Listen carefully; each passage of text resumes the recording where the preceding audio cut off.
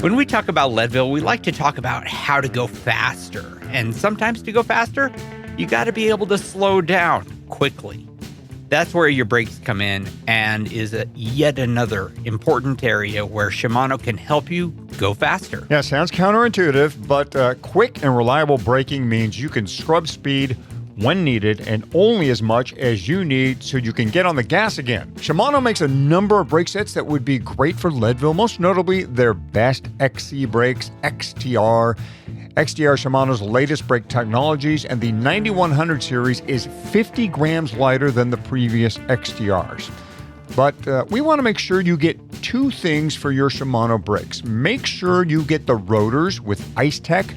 Those rotors do a better job of dissipating heat, and at Leadville, heat buildup, especially coming down Powerline and Columbine, is a thing. Along those same lines, Shimano offers brake pads with little cooling fins that can also help brakes stay cooler. Yep, use them all the time.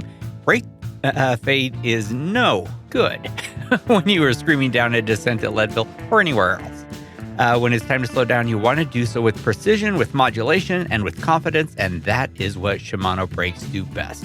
To see the entire Shimano brake lineup, go to bike.shimano.com, and thanks, as always, to Shimano for being the title sponsor of this show. 3, 2, 1.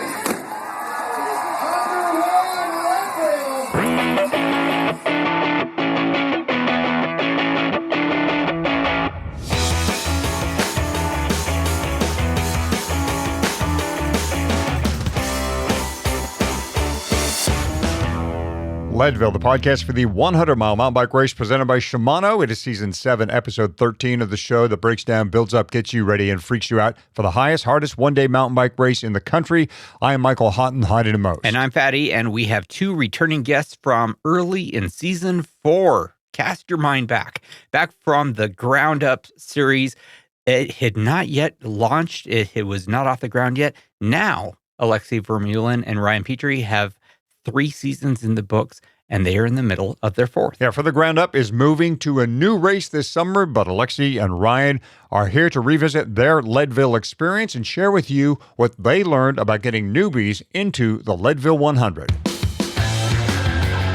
And here comes Eldon Nelson with 14 minutes to spare on that clock. The bragging rights and the heavy hardware. That's all you. Welcome back to your Leadville family and your finish line. Fatty's finishing tips. I think one thing our guests will tell us is that serving up advice for Leadville is not easy. So go ahead, Fatty, take your best shot. Okay, Hottie, you've noted in our sister podcast, Marginal Gains, with our friend Josh Portner, little things are a big deal.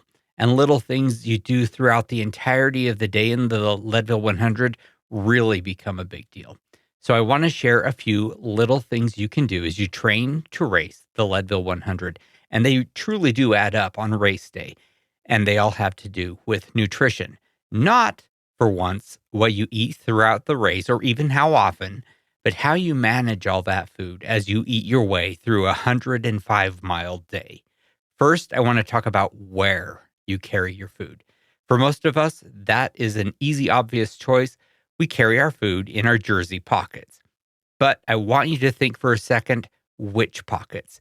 If you have better mobility or dexterity with one arm or hand than the other, for example, if you have ever had a torn rotator cuff or you have some arthritis in one or both of your hands, I'm talking about myself here, plan on keeping most of your food in the jersey pocket on the side that you can get to fastest and easiest. Use the other side and the center pocket to hold things that you are not reaching for literally every 20 or 30 minutes. And make sure your crew knows about that preference. On a related note, make sure that if you are riding with a pack, that pack does not obstruct the pockets you are going to be carrying your food in. That is one of the things I actually love about my Usui pack. The one I have rides really nice and high, so I have no problem at all getting to my pockets. And here's an extra bonus. You don't have to use your jersey pockets at all. And Hadi, you will remember, the Hammer, in fact, does not use her jersey pockets at all. You've noticed, I'm sure, and remember, Lisa rides with a little bento box attached to her stem and top tube. And that's where she keeps all of her food during the race and during all of her training. She can get to it faster than reaching behind herself, and she can see exactly what she's grabbing, which is a nice little bonus feature.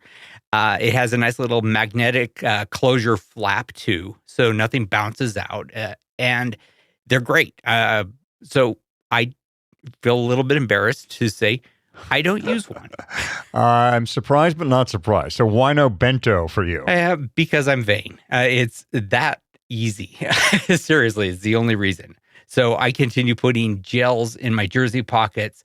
And that brings me to the next tip, how you stash your food. Hottie, you've crewed for me several times now.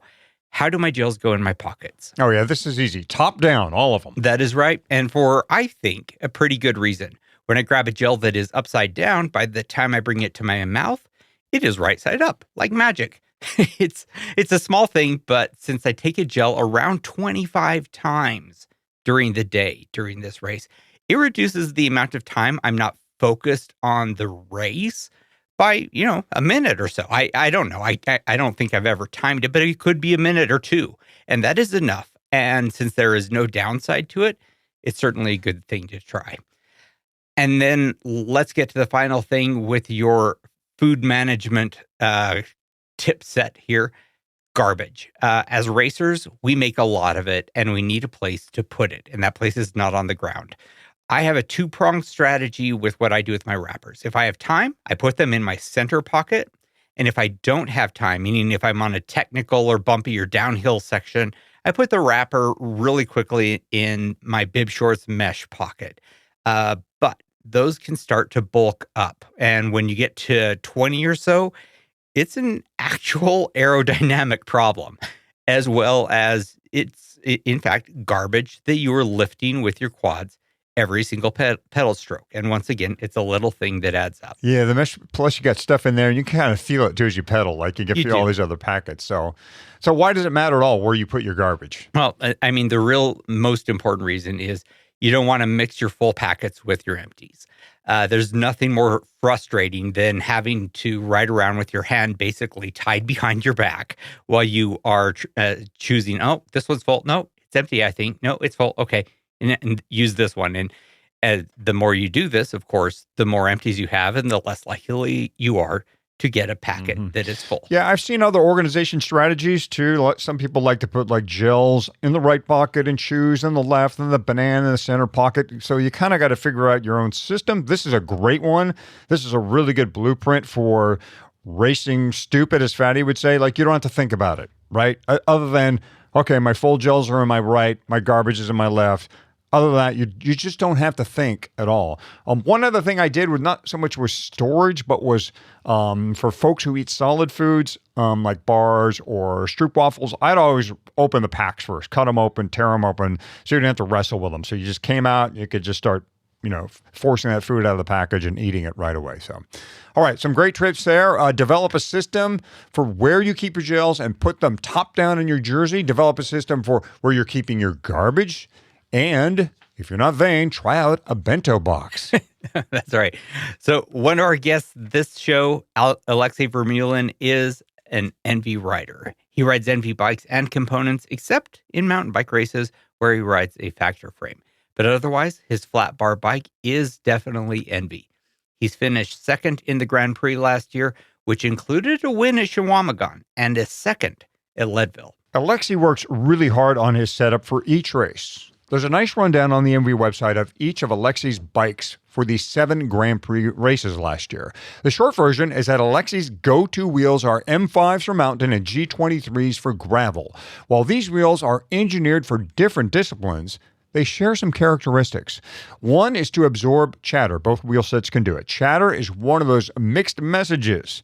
It may feel fast, but the rider's actually losing speed. So the more a wheel set can do to reduce chatter, the faster you can go. Yep. And the other characteristic they share is they are nice and light. Gravel races like the Tusher and the Crusher can be very climby. So keeping weight down means the racer is going to go uphill faster. And need we say more about how much climbing there is at Leadville?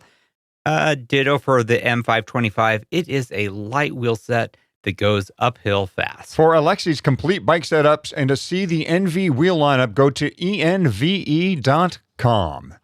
You know, you've heard the saying, a clean bike is a fast bike. What do you say we start another one? Like, a good-looking kit is a fast kit. Now, there may be more data behind the clean bike statement, but we think there's something to looking good and going fast. I subscribe to that. When I get to the start line at Leadville, I want that racer feeling. I want to look fast. If I'm not going to be fast, I can at least look fast, right? It puts me in the right frame of mind regardless. And it is why I have been starting my days at Leadville with a fresh, clean, good-looking kit from DNA, whether I'm wearing one of the custom podcast kits or just a stock jersey and a pair of bibs that, I got from their online store. DNA Clothing always has me ready to roll. And it should be noted that there is some evidence to back up our new claim, a good-looking kit is a fast kit. When you are in a good fitting jersey and bibs from DNA, you'll cut through the wind just a little easier. One of the main things anyone with any aero experience will tell you is that your clothing is one of the most impactful things a racer can do to cheat the wind. Flappy panels and unnecessary seams are no good for aero. You want a clean tailored look, and that's what DNA has. No, it certainly does. So our Leadville tip here is clean your bike, clean up your look, go fast. For the latter, it is dnacycling.com. You hear us say it every show. Leadville is the highest, hardest mountain bike race in the country. The highest part's easy to quantify. It's 12,600 feet. But the hardest part, well, that's a harder number to get. Our guests this show may have come closest. Alexey Vermeulen and Ryan Petry, the pros from the Ground Up series, might tell you that Leadville is a 3 for 11 proposition. Over 3 years, From the Ground Up sent 11 racers to the start line, all of them completely new to the race. And 3 of them made it to the finish line. That's putting the hard and hardest. Alexey and Ryan say while it was great to get some buckles, the real one was getting new riders exposed to the spirit of Leadville and the act of digging deep.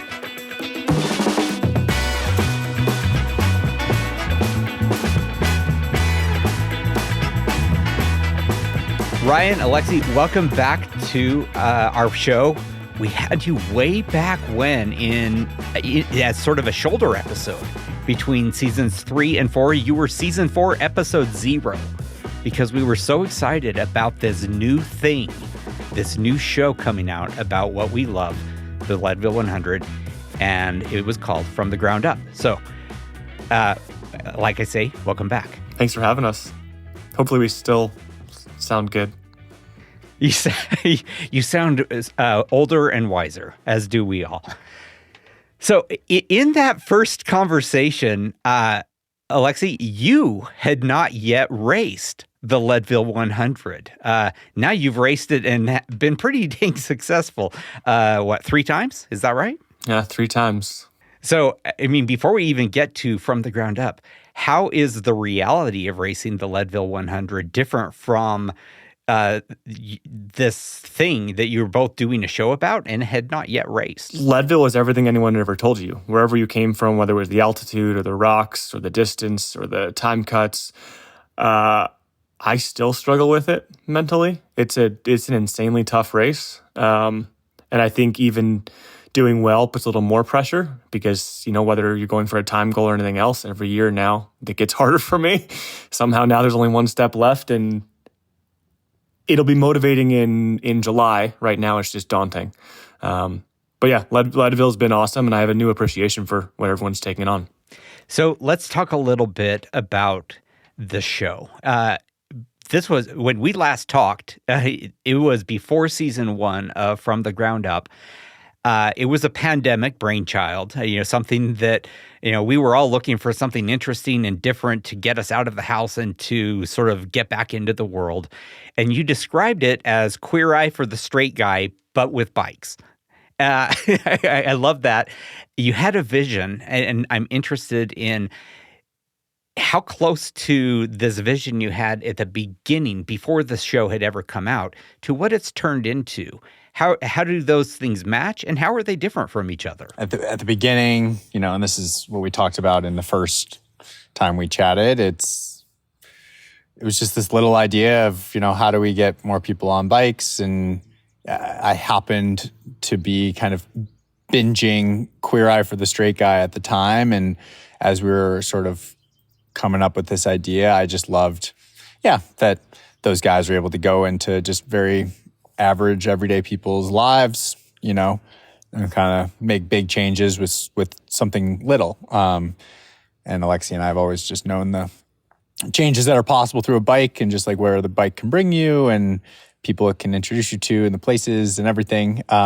So that's kind of where the idea, that's the whole Queer Eye reference. But I think at the beginning we just wanted, we're not producers, right? We're just athletes. We both have a marketing mindset, I think more than many.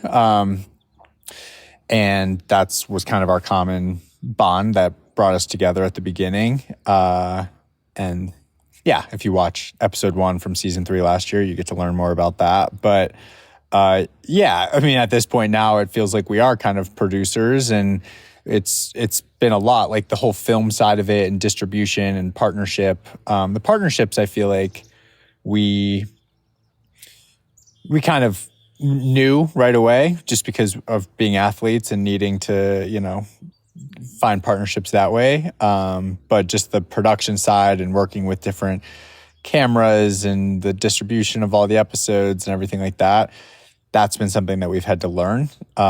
So it's been a lot of fun. And I think, where we are as just people and our experience, and like the way that we're doing season 4, it's very, it just keeps elevating, which is exciting.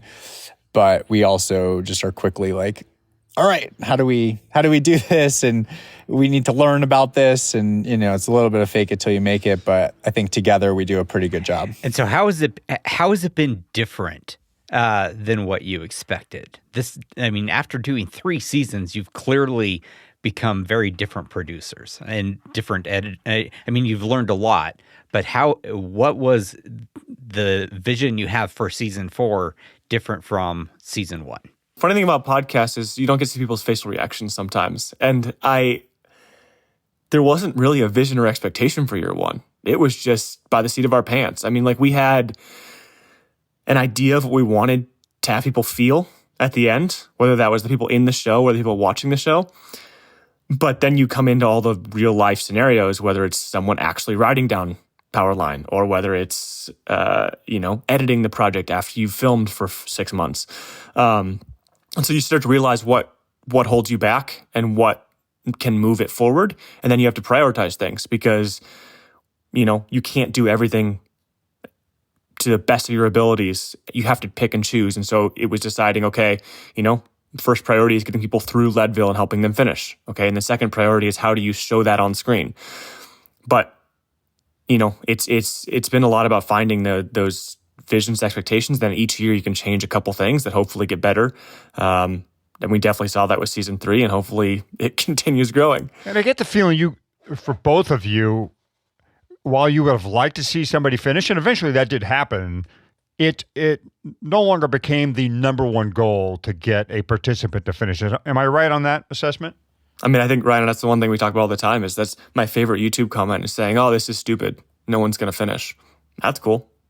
That's kind of the point. Yeah. Well, we came out in the first year and we were like, our goal is to get people to the finish line of the Leadville 100.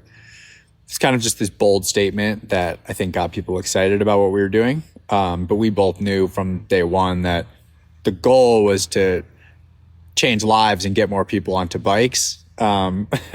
And we knew that you could have one without the other. We knew it is exciting to watch someone finish. Like I think there's a happy ending in every season, regardless of the outcome, but people do like that kind of perfect ending. So, we've had to change up our strategies to kind of to play to that as well. Sure. Because to cut through in this world, sometimes you got to jump up and down and wave your arms. And in this case, it was put Leadville as our backdrop and put 3-4 people in front of that backdrop and say, okay, see these regular people here? They're gonna do the highest, hardest one-day mountain bike race in the country, and you're gonna watch it. I mean, sometimes that's right. You gotta do some of that to get your message of inspiration across? I don't know. We think we kind of nailed it on the head with like how we announced it. And we also, we're like, oh, here's all the things you're going to get. But that was reflected in, how many people applied to year one. You're going to get bikes and this and this and this. And everyone wanted those things. You couldn't even get bikes, right? Oh, you're going to get a bike and a free bike and you get to do Leadville. And people just didn't really understand what we were going to ask of them. So we get that question all the time. It's like, like how many people, more and more people must just be applying every year. And that's actually not true. The first year is the year we had the most people apply, just because we kind of had it as this, like, here's all the stuff you're going to get. And people didn't really understand what they were getting into. But every year, the quality of who applies is drastically improved. Oh, that's really interesting that there has been sort of a refining of who has been wanting to get in, as the understanding of what is required. That this is by no means a free lunch type of contest, right? So I want to spend most of the time we have here sort of talking about what you have learned and what you would tell people who are new to Leadville 100 or who are trying it for the second time. And I mean, maybe I should have done this at the beginning, but spoiler alert, we're going to talk about, all of the seasons and how people did, right? You've had your chance to look at them. All of the seasons are out now. So in season one, in particular, you had Roberta, Enzo, and Shauna. They were all three quite new, it seemed like, overall to cycling in general. I don't know if you have I don't know if it's pretty common for listeners or viewers to get really attached to one contestant in particular. I'd actually like to ask you about that. But I at least became obsessed with Enzo succeeding, to the extent that we actually had him on the show. We talked with him, and he had sub-9 ambitions by the time he got to the starting line. We talked about that and went into that. It broke my heart when he did not finish. You must have felt kind of the same way because you had him back. Season 2, he got hurt and wasn't able to compete. I think he has actually been back to Leadville for each of your seasons now. Is that right? Yeah, to support. Yeah, and so I'm interested. What did you learn from this trio? That each got pulled by either Pipeline outbound or Twin Lakes Dam outbound, and what you would encourage them to do versus what they were able to accomplish. The biggest thing we learned was bikes, to be honest, over the last 3 years. I mean, I don't want to skip over season 2 and just jump to season 3, but from season 1 to season 3, we went from a 19-pound hardtail with a high post to a 130 travel bike. And it was the best choice we ever made. Would never have done that in the beginning, because that's not what I would race, but that's kind of the point of this project, is that there's a new group of people coming into the sport that don't need to rely on other people's experiences. They need to learn it from themselves. And what we've learned is people can train their ass off for 6 months, and that provides you the fitness needed to finish Leadville for most people. But learning technical skills in that time is nearly impossible. Ryan, why do you think that was? Like, we have a lot of folks out there right now who are trying to make an equipment choice. They're looking at bikes. Why do you think the 130 travel bike ended up being the better piece of equipment for a newbie at Leadville? Yeah, I think at the beginning, you're just trying to have people feel confident. The difference between a hardtail, super light bike and adding a few pounds and adding a little bit more confidence underneath you, I think for a beginner is just makes one less thing you have to be terrified of. And you can just quickly progress, and learn the fundamentals of mountain biking. We bigger tires, bigger travel, just like everything was more comfortable and safe. So they could just focus more on the pedaling and like the training.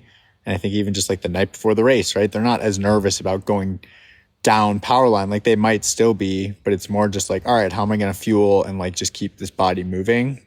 And overall, in the course of the whole race, maybe it's, 20 minutes or something. They're super light and like a bike like we were using. But ultimately, first year, a lot of our riders crashed, and nothing matters if you crash. Or you're like just going so slow down the hills that there's your time right there. So that's kind of what I think it was. I think it was a good move. I do like the idea of someone learning to ride a mountain bike on more of a hardtail, but just because you can like really understand how the body moves and your body weight and everything like that. But if the goal is to like finish Leadville or get as far on that course as possible, I think the bikes that we were on in season 3 were more in the direction that makes sense for a total beginner. Yeah, because I mean, in season 1, if I remember right, Shauna, she crashed on the way down power line. Enzo, I can't remember, but there were a lot of wrecks in season 1, and I think in season 2 as well. To the point where I think Johanna was prevented. Both Johanna and Enzo were going to try again in season in succeeding seasons, but were unable to because of wrecks. I don't think you had anyone wrecked out of the season in season 3, right? Not everyone completed, but for the first time ever, you did have 1, 2, 3. You had 3 people out of the 5 people you had in the season actually cross the finish line. And I'm going to go ahead and call all 3 of those finishers. I don't care, about clocks in this case, right? They did the distance. And that is vastly different than the first 2 seasons combined, where no one got past Twin Lake Dam outbound. Yeah, we know Twin Lakes is also the hardest to get past. If you can get past that and have enough time to get up Columbine, I think you can keep moving. But I also don't want to put it all on bikes. We've worked really hard on putting skills coaching in earlier and earlier in this project so that, learned process becomes something that you can carry with you as opposed to like have to back out of what you've taught yourself that might be incorrect. So I think all of those things coming together just adds this amount of confidence that Ryan's talking about to people before they even get to Leadville. Leadville's course is more daunting than the race actually is on race day, in my opinion. Like if you go out there and ride it by yourself, it's really crazy. And then the minute you get to be able to think about it and utilize different skills you've learned, I think a lot of people can take it on. It's just time. There are a couple of things I want to drill down into that what you just said. Fundamental skills that you were talking about, and that you consider Twin Lake Dam outbound the toughest cutoff point. I agree with the skills part. Had never really considered the Twin Lake Dam outbound being a critical or toughest time check. So let's talk a little bit about those. What are the key skills you would say any new racer or any racer ought to be practicing on and mastering before they do this race? Descending, but honestly, the reason I call Twin Lakes the hardest cutoff is because it's all about pacing. And that is the hardest part of Leadville in its entirety. You can have the fitness, you can do the altitude training, you can do everything else, but if you can't pace well, it doesn't matter what you do. If you go up Kevins at 90% of your capacity, we won't see you again the rest of the day. And I think that's the biggest thing you have to teach people is that, cool, you passed 75 people, and now what? And, I think you just have a lot of what Leadville takes in that first 40 miles, and from there on, you know exactly what you have to do on the way back. And Columbine's not going to be what stands in your way for most people. If you get just past Twin Lakes, then, you're going up Columbine for fun or for some other deep, dark reason inside of you. But, I think it's helping people figure out what they do well and what they don't do well. And then when you're able to figure out what your weaknesses are, you're able to put your effort into that. There's a quote, Fatty. Columbine is not going to be in your way for most people. That's as true as it comes. Alexey, I think you hit the nail on the head. And And the other thing I think both of you are pointing out here is that Leadville is more technical, I think, than people give it credit for. We hear, the purest mountain biker sometimes will say, oh, it's not really a mountain bike race because it doesn't have dozens of miles of single track. And yet we have two guys here who have, navigated newbies around this course for 3 years in a row telling us, no, you got to have skills, right, to get this thing done. And you got to pace, which is another word that has come up a lot this season and past seasons, Fatty, is pacing. Like that's another one that. So Alexey, give us give us the pros take on pacing and how someone should properly execute pacing over such a long day. I think pacing for a lot of people is really a question of you figuring out, like I said, what you do well and what you don't do well. What's going to be your issue? I have a lot of people ask me, they're setting up their bikes specifically for Leadville, and they say, okay, well, I'm going to run a high post and I'm going to run a 38 tooth chainring because that's what the pros did. I'm like, okay, when do you plan on using that? Is your strength flat riding? Can you climb well? And I think a lot of people, they'll point at anything they hear online, whether that's chain line or, I want to hit speeds and make time up on the flats because that's where I'm strong. But I always try to use this example of the moments where you think you're going to be strongest are probably where people are going to be in your way. And there's going to be people all over the road, going through a feed zone, anything else. People like to watch the pros and pretend like that's the way the race is raced, but like Top of Columbine is a great example, right? 20 people will ride that all day, not because those are the only people that are good enough to ride it, because all of a sudden after that, you have double way traffic and it's too narrow. And so if you've set your bike up to be able to ride that, then you did everything incorrectly. So when I look at a course, I look at where are the best points for me to be most efficient. And then from there, where are the points I'm going to suffer? And that's where I'll usually set my bike up for. Last year, everyone's setting their bike up for 38s to chase Keegan down. And my entire conversation with myself was a 38 just doesn't feel good to me. And at the end of the day, I have to race my race, not Keegan's race. Like he's going for the record. I haven't won Leadville yet. And that ended up being true, right? Like I was stoked to finish second at Leadville, but by 25 minutes, right? We were in different races at that point. I didn't need a 38 or a 40 tooth to finish second at Leadville. And so, but you have to make that decision yourself, knowing that like it's your own race and where do you need to set your bike up for. Earlier this season, you heard our interview with Kelly from USWE about the new version of their popular hydration pack. It used to be called the Outlander Pro. I have two of them. And now it has a name that fits its intended use, and that is the USWE Race 2.0. The pack is now available at the feed. Yes, surprise, surprise. The feed also does hydration packs. I mean, most people knew the feed had bottles, but yes, the feed has hydration packs and vests. And yes, it now has the new race-worthy USWE pack. This pack has become the most popular at Leadville.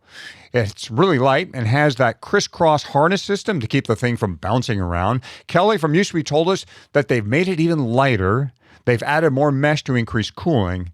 And they've added an optional bladder sleeve that can keep fluids cool. Yep, I love my USWE packs. The 2-liter bladder is great for that final stretch between pipeline and the finish line. The feed also has a bunch of other USWE accessories and spare parts. And when you buy a Race 2.0 pack, the feed will send along a package of bladder cleaning tablets. Claim your $80 in annual credit at thefeed.com/Leadville. Register your email and verify your phone number. Then spend your first feed credit of $20 right away, which is a pretty nice little discount on a USWE pack, I might say. Yes, it is. It's Alexey and Ryan and the learning from 3 years of coaching new riders who signed up for the Leadville Trail 100. Ryan, it looked like your participants, were on a pacing plan, and they at least from the couch, it looked like, hey, they look like they're managing, right, their effort.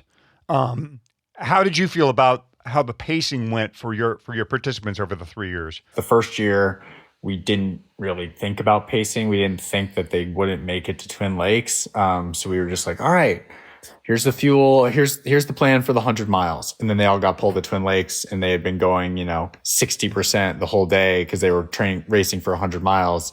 And they were like, and I just felt bad. I was like, I didn't even give you a chance. Like, so every year since then, season 2, season 3, it's been basically you know, we can see someone's fitness and how they're, so we always go to the Leadville training camp, which has been amazing because we can use that data from 6 weeks prior of, you know, where they're riding the course and it's like, oh, all right. So 6 weeks ago, it took you this long to get from this point to this point. And like, we can compare that to, other people who have raced sub 12 hours or have made the cutoffs and on Strava. And we're like, okay, you likely, if you ride that similar pace that you did at camp, you're going to be okay. You're going to make it past Twin Lakes. Or, you know what? This is a 40-mile race for you. And if you get past 40 miles, then we take it from there. So, I mean, I've said this a lot of times now, and I think it's just in person to our riders the day before the race. But yeah, each one of them, we went through, like probably 12 or 13 different points on the course. And not just like, oh, this is where you need to be for sub 9. It was like, this is where you need to be for sub 12. And this is where you need to be for just able to finish. But they were random points. Like, all right, the bottom of St. Kevin's or like the turn off of the single track, like things that don't really, they're just random points. But points that we knew they could like have the time to maybe look down at their Wahoo and see what was going on. And that it couldn't have played out. That was like such an important piece to our success this past year, I feel like. Everything else. But I mean, if you watch that, you look at someone like Megan in that moment, and even Brinley all day long, they were constant. Amani too. Kavika was ahead of it. Monish was ahead of it. But that also gave them confidence. Like, all right, I'm on track. I'm on track to finish. I just have to focus on food and things like that. So, yeah, that final episode of last year was pretty exciting, and knowing how they had all those time splits. And I mean, we're yelling at them every time we see them, and we knew exactly what was going on. I mean, I didn't race last year. I haven't raced the last 2 years. But I knew where all of them were, and I could be like, all right, you made it through this time cutoff by 7 minutes. You have this much time to get up and down Columbine, right? So, and they knew, okay, well, in camp, I did it in this much time. I have to go 2 minutes harder than I did at camp in order to make it. So they could kind of, having Strava and having the camp experience was everything. So if somebody was looking to like hit a certain time, I think what we do is we go on the results. We find somebody who was around that time. And I know other people have done this. So for somebody right at 12 hours, and then we look them up on Strava, see if they have their data public. And then we usually will find like a couple people in case there was like an outlier who somebody just like fell apart in the middle of the race or something, or got a flat. But yeah, that was pretty exciting to kind of piece together and watch unfold so well last year. I'm 3 key learnings so far. Get a bike that matches your skill level, focus on pacing, and then you also talked about skills. And we haven't gone too much into skills, but I do want to for just a second, because it's obviously important enough to you that you actually sort of did a spin-off camp, skills camp, for under the same, from the ground up branding. What do you teach? This is sort of the focus that you're turning toward. What are the skills that you teach in this? What is it, a 3-day camp to help new riders get to the point where they could maybe take a shot at Leadville? We started at the beginning. I mean, Ryan and I standing in New York with Enzo the first year was an eye opener when he got on a bike, and you were like, "Whoa, we got to teach braking and shifting and turning and everything." I also we've always thought of ourselves as, I think we talked about this in the first time, kind of shoulders to cry on and not people teaching. And so we've brought in skills coaches for that, and we just kind of let them start from the ground up and go from there to, by the end of the week, trying to take on, single track and maybe some more chunky stuff, so that people can take that to wherever they live at home and implement the skills, they want to work on. For our listeners, many of whom are doing Leadville for the first or second or, maybe third time, and skills are a big question mark for them. They're a little bit afraid of power line. What would you say were the things that you would most recommend, both, to your contestants, to your participants, as well as to ours, our listeners? I think just starting like with the fundamentals. When we run these camps, we just got back from camp for season 4. We start in a park and we have cones, and it's Rich Drew in the Ride series the last few years, who has been we've assigned, hey, you help our riders and everyone at camp figure out the skills. And a lot of these riders, they've done races, they've done big mountain bike races or gravel races, like, I'm sure we'll talk about a little bit. But learn how to properly corner, learn how to properly brake and shift and all these little things, because then you can, it's such a, if you are more of a beginner, or even if you are already kind of, you think you know what you're doing on a bike, double check, because the longer you're in this, those bad habits could be limiters for you on courses down the line.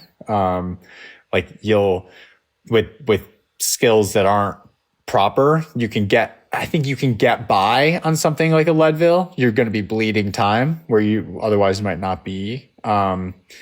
But as you want to graduate to more technical events and things like that, at some point, you're just not going to be able to get any faster. And it's going to take a lot to kind of rewind and rework those bad habits. I mean, that really is one of the sort of hidden benefits of starting from scratch, right? That there isn't as much, trying to, erase the dry erase board where the marker has been there for a couple of years and it just won't erase anymore. I'm talking about myself here.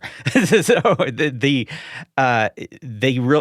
really is an opportunity. And I would say for anyone who is new to mountain biking, it's a great opportunity there's a million great, skills classes on, in person or just on YouTube. Do a search on YouTube of, mountain bike skills.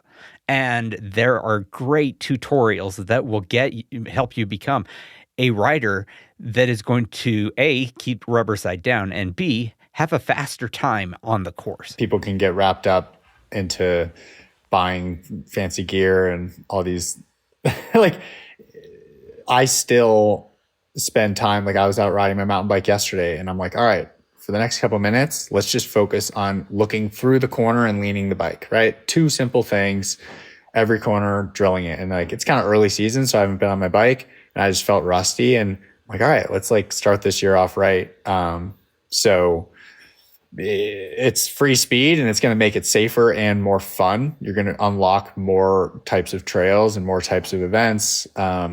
If you do take that practice versus, spending an extra $1,000 on a wheel set that saves you 100 grams, go and invest in yourself with some time. And it's a lot of like mental focus to do that. And you have to take the time on YouTube or take that $1,000 and sign up for a mountain bike skills clinic, or find somebody who's a pro in your area and reach out to them on Instagram and say, hey, can you help me?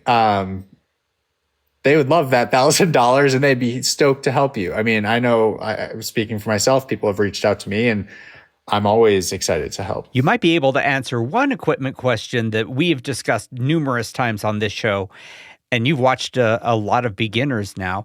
Would you recommend, at least to beginners, to get a dropper post? Yeah, I think so. And you got to like learning how to use it and ride with it is a skill in itself. So pretty much all bikes have them these days. In year 2, we did have dropper posts on bikes, but they were still hardtails. Yeah, I love the dropper too, because it takes some of the edge off too. You can actually get a little suspension, a little movement out of that thing. And again, comfort, and it's just going to help you last, if not to Twin Lakes, hopefully beyond when you're at the Leadville 100. Hey guys, hardly a show goes by. In fact, I know a show doesn't go by where we don't talk about nutrition on this show and the Leadville 100 and how important that piece is to overall success, or just getting away from the start line, right? Nutrition. What did you What did the two of you learn about nutrition as it pertains to a first-timer or a newbie at Leadville that you could share with our audience? What were your participants doing right or maybe that they got wrong? I was telling them to eat more than they had to, honestly. Like it's a different game for me. Leadville's 6 hours. I'm trying to eat 120 grams of carbs an hour pretty much. We went and did some testing with Wahoo last year and we realized like, especially our females, it was like they should be looking at 60 grams an hour was efficient for them to be able to, not have an upset stomach and get through that race effectively. So I think it's, like what everyone says, training your gut, but also just testing your gut. What do you like to eat and what is comfortable and not changing that on race day?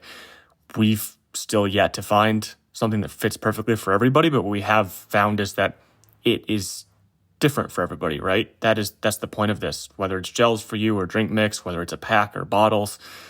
As long as you know that going into the race, it's not a stress and you can just set your fuel out to ride within 12 hours.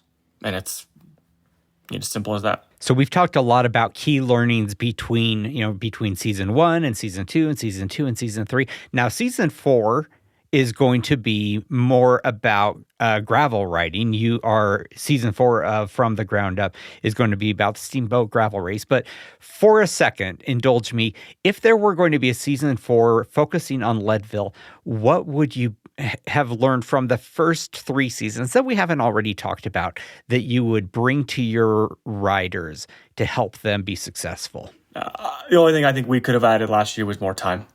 And that's something we've always wanted to. It's just hard with the way companies work. But if we could eventually at some point launch this project, right in the new year, that'd be spectacular. Since season 1, I've been shaking my fists at the screen as you're doing the show going, why is this not an 18-month season, right? Where you guys have long enough for people to actually get ready for this race. It just has never felt like enough time for me. And, as someone who obsesses perhaps a little too much about this race, but that is how I've always felt.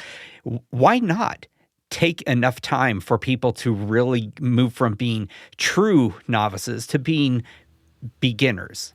It's not a sexy answer. Ryan, you want to say it? Well, I was going to tell you, we're actually thinking about making it shorter. We're going to start it in July. Yeah.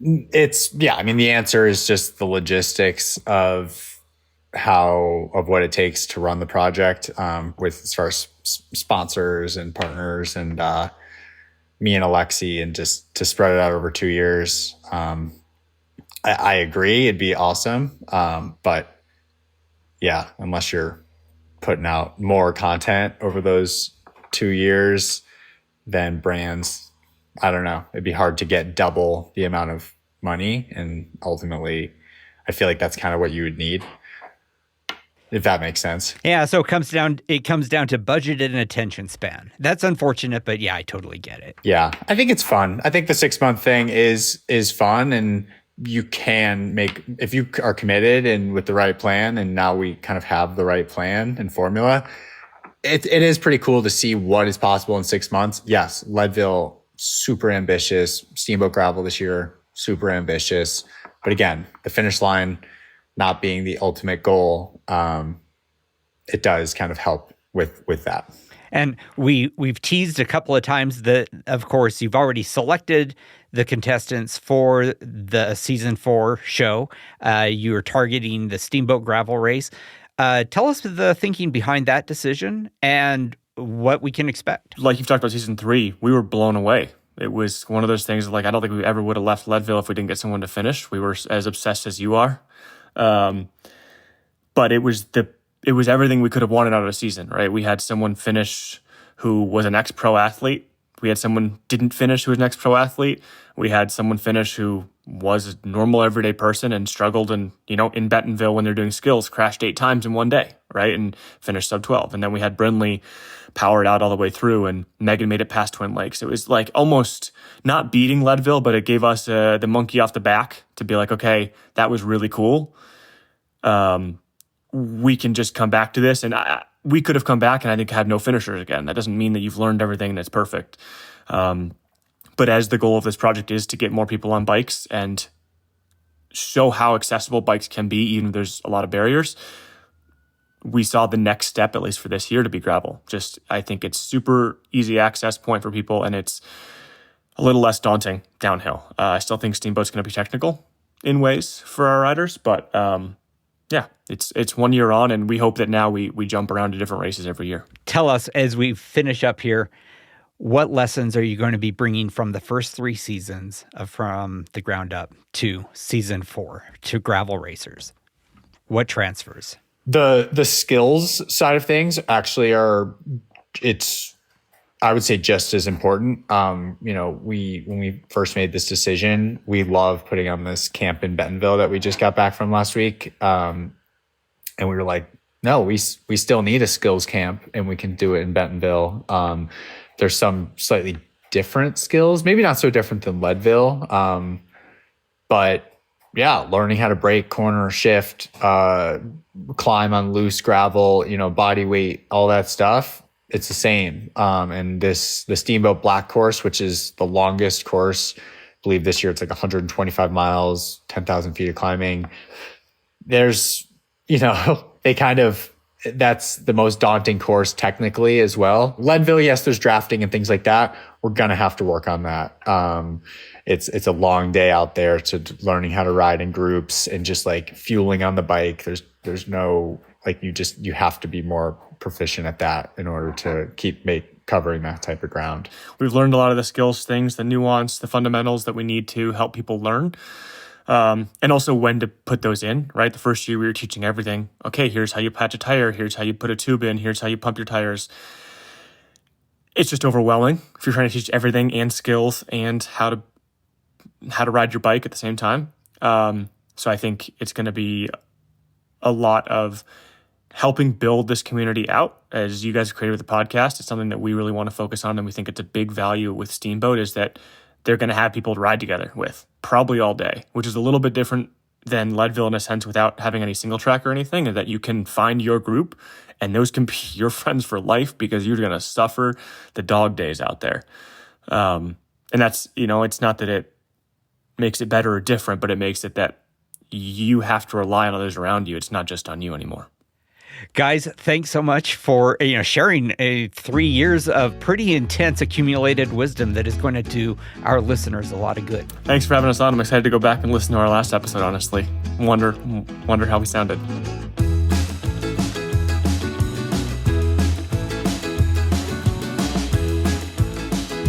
Thanks again to Alexey and Ryan. In addition to the From the Ground Up series, and there are 3 seasons, check out Alexey's personal YouTube channel. It's called Alexey and Avery and chronicles the 2 of them, along with Alexey's ride-along partner, his dog Willie, going to races. It's an inside look at how they got there, preparation, and how the race played out, including at least 2 trips to Leadville. Yeah, Alexey is a guy who was primarily a road racer, and he's really become a top mountain biker in the country. It is fun to watch. You can comment on this show on our webpage, Leadville100podcast.com, the show's YouTube channel. Yes, the pod is on YouTube. Or our Slack channel. The Slack channel is probably the best because it is there where you can engage other listeners and Leadville racers. Check it out at leadville.fm/Slack. Good luck in your Leadville training. Thanks so much for listening, and we will see you the month after next month. Do the math at the starting line.